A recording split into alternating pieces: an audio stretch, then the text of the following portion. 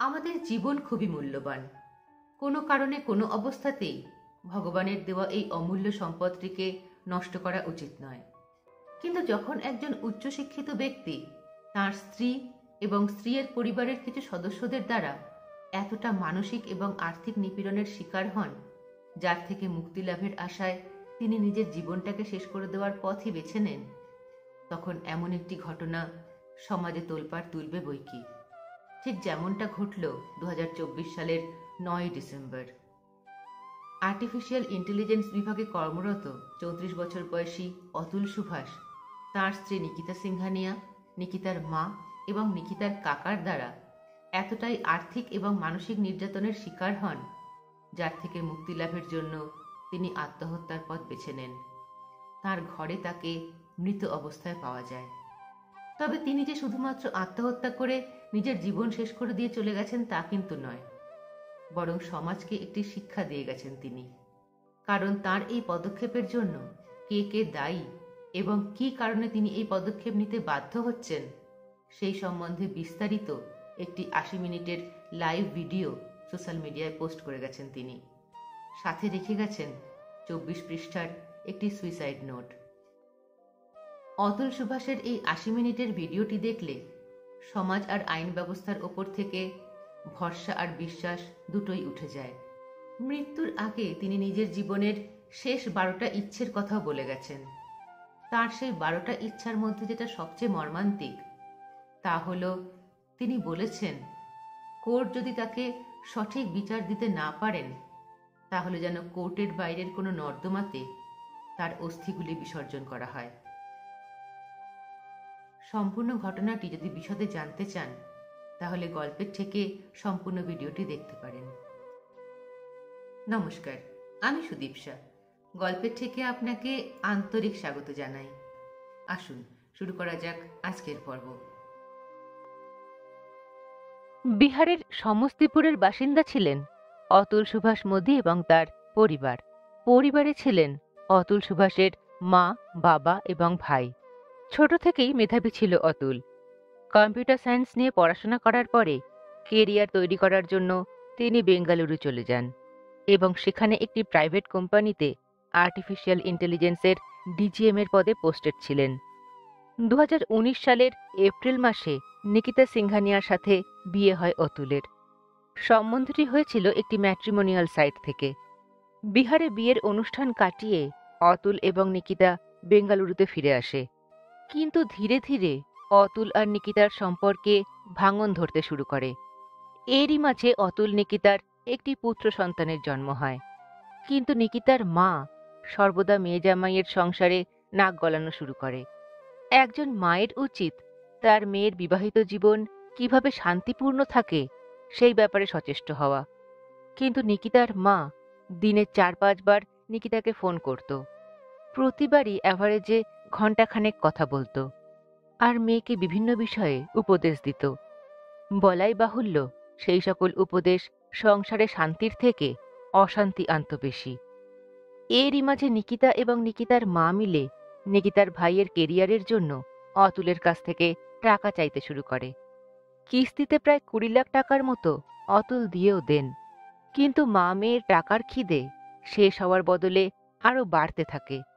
অতুল আরও টাকা দিতে অস্বীকার করলে নিকিতা এবং তার মা মিলে অতুলকে ধমকি দেয়, টাকা না দিলে ওরা নাকি অতুলের জীবন ধ্বংস করে দেবে।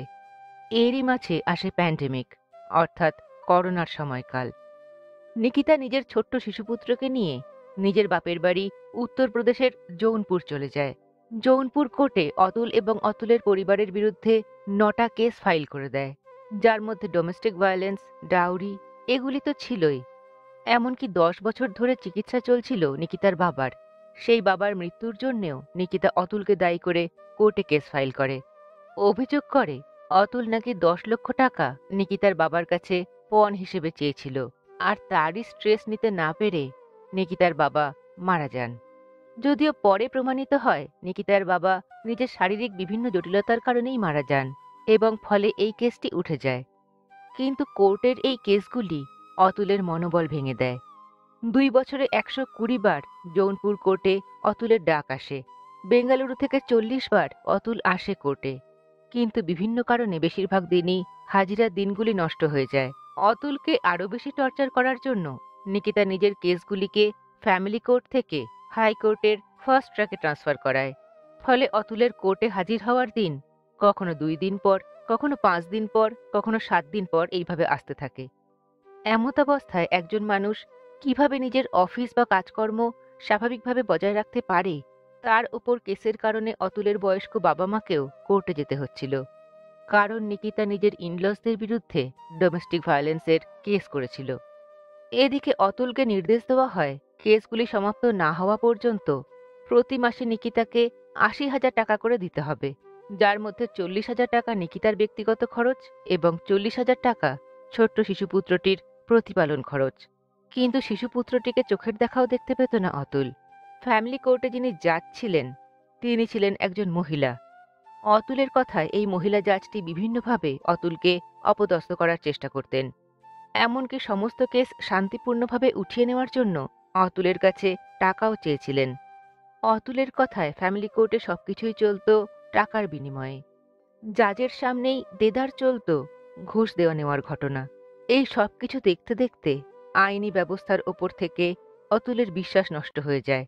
অতুলের মনে প্রশ্ন জাগে, যে টাকা কোর্টের বদান্যতায় নিকিতা পাচ্ছে অতুলের থেকে, সেই টাকায় অতুলের বিরুদ্ধে কোর্টে খরচ করছে নিকিতা। এটা তো মেনে নেওয়া যায় না। এই চেনটাকে ভাঙতে হবে। কোর্টের জাজই যেখানে করাপ্টেড, সেখানে বিচারের নামে প্রহসন তো হবেই। অতুলের ওপর টাকার ডিমান্ড দিন দিন হয়তো আরও বাড়বে। সমস্ত কেস তুলে নেওয়ার জন্য নিকিতা অতুলের কাছে 3 কোটি টাকা ডিমান্ড করেছিল। এই মানসিক চাপ থেকে মুক্তি পাওয়ার আশায় অতুল নিজেকে শেষ করে দেওয়ারই সিদ্ধান্ত নেন।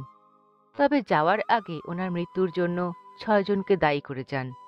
ফ্যামিলি কোর্টের মহিলা জাজ, জাজের পার্সোনাল অ্যাসিস্ট্যান্ট, স্ত্রী নিকিতা, নিকিতার মা, নিকিতার ভাই এবং নিকিতার এক কাকা, এবং মৃত্যুর আগে শেষ 12টি ইচ্ছার কথা জানিয়ে যান, যেগুলি চেয়েছিলেন যেন পূরণ করা হয়।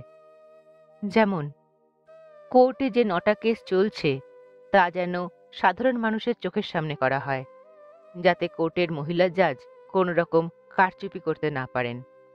যেহেতু জৌনপুরের ফ্যামিলি কোর্টের জাজই আইন রক্ষায় ব্যর্থ ছিলেন, তাই কেসগুলি যেন জৌনপুর থেকে বেঙ্গালুরুতে স্থানান্তরিত করা হয়। যেহেতু নিকিতা এবং নিকিতার পরিবারের কোনো মূল্যবোধই নেই, ফলে ছোট্ট শিশুপুত্রটিকে তারা আর কি মূল্যবোধ শেখাবেন। তাই অতুলের ইচ্ছে বাচ্চাটিকে যেন অতুলের বাড়িতে দিয়ে দেওয়া হয়।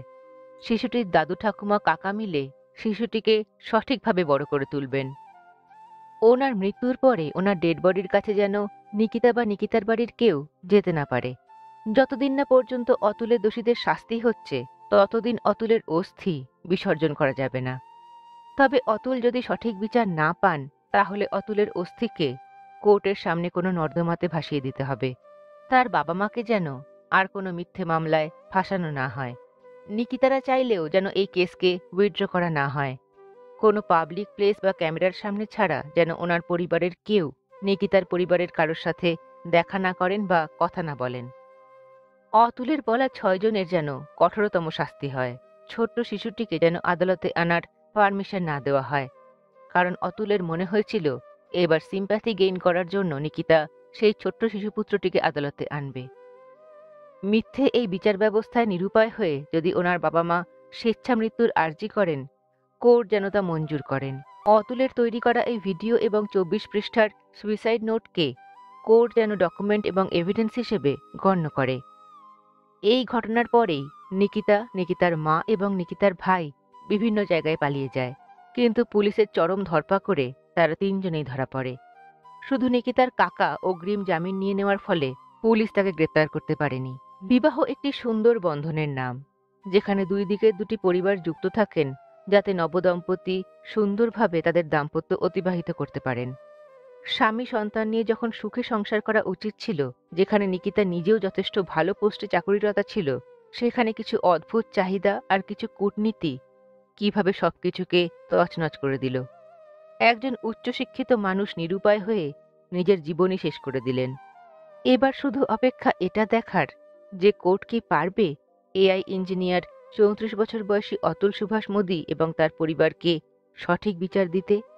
অপেক্ষা শুধু কোর্টের রায়ের দিকে। ধন্যবাদ। নমস্কার।